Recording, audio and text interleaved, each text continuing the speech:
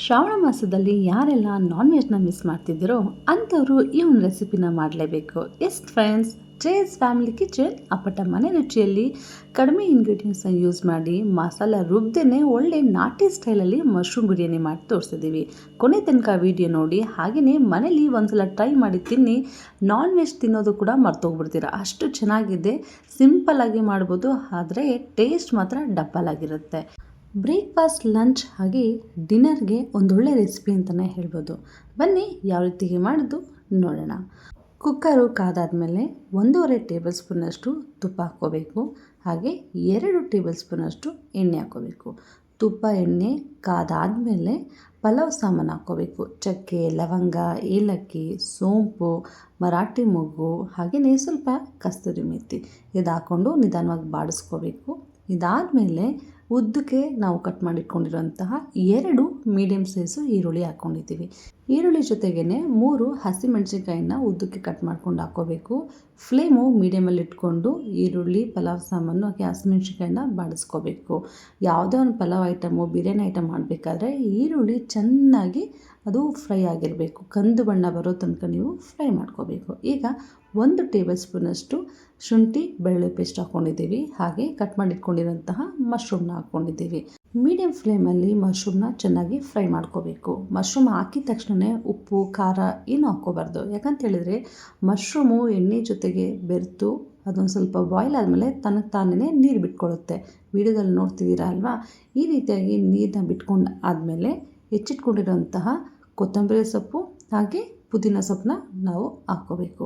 ಇದಾದಮೇಲೆ 1 round ಬಾಡಿಸ್ಕೊಂಡು 2 medium size tomato ತೊಗೊಂಡಿದ್ದೀವಿ. ಟೊಮೆಟೊನ ಉದ್ದಕ್ಕೆ ಸಣ್ಣಗೆ ಹೆಚ್ಚಿಟ್ಕೊಂಡು ಬಾಡಿಸ್ಕೋಬೇಕು. ಟೊಮೆಟೊ ಹಾಕಿದ್ಮೇಲೆ ಮತ್ತೆ ನೀರು ಬಿಟ್ಕೊಳ್ಳುತ್ತೆ. ನಿಧಾನವಾಗಿ ಫ್ಲೇಮು ಮೀಡಿಯಮಲ್ಲಿ ಇಟ್ಕೊಂಡು ಫ್ರೈ ಮಾಡ್ಕೋಬೇಕು. ರುಚಿಗೆ ತಕ್ಕಷ್ಟು ಉಪ್ಪು, ಅರ್ಧ ಟೇಬಲ್ ಸ್ಪೂನಷ್ಟು ಅರಿಶಿಣ, 1 ಟೇಬಲ್ ಸ್ಪೂನಷ್ಟು ಗರಂ ಮಸಾಲ, ಹಾಗೆ 1 ಟೇಬಲ್ ಸ್ಪೂನಷ್ಟು ಅಚ್ಕಾರದ ಪುಡಿನ ತೊಗೊಂಡು ಮಿಕ್ಸ್ ಮಾಡ್ಕೋಬೇಕು. ಈಗ ಫ್ಲೇಮು ಹೈಯಲ್ಲಿ ಇಟ್ಕೋಬೇಕು.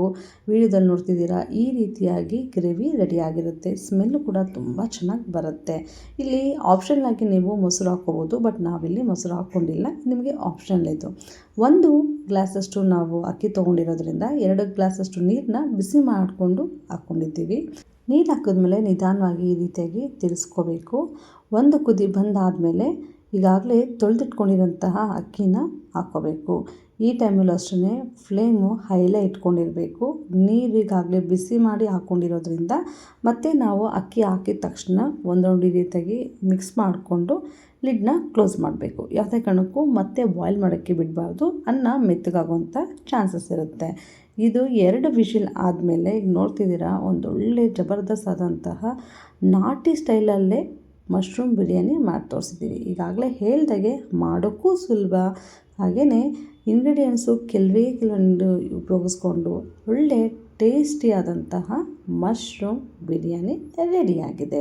ಈಗಾಗಲೇ ಹೇಳ್ದಾಗೆ ಇದನ್ನ ಬ್ರೇಕ್ಫಾಸ್ಟ್ಗೂ ಯೂಸ್ ಮಾಡ್ಕೋಬೋದು, ಮಧ್ಯಾಹ್ನ ಊಟಕ್ಕೂ ತಿನ್ಬೋದು. ಹಾಗೆ ಒನ್ ಟೈಮ್ ಏನಪ್ಪ ಮಾಡೋದು ಡಿನ್ನರ್ ಅಂತ ಯೋಚನೆ ಮಾಡ್ತಿದ್ರೆ ಡಿನ್ನರ್ಗೂ ಕೂಡ ಈ ಒಂದು ನಾಟಿ ಸ್ಟೈಲ್ ಮಶ್ರೂಮ್ ಬಿರಿಯಾನಿ ತಿನ್ನೋದಕ್ಕೆ ಚೆನ್ನಾಗಿರುತ್ತೆ.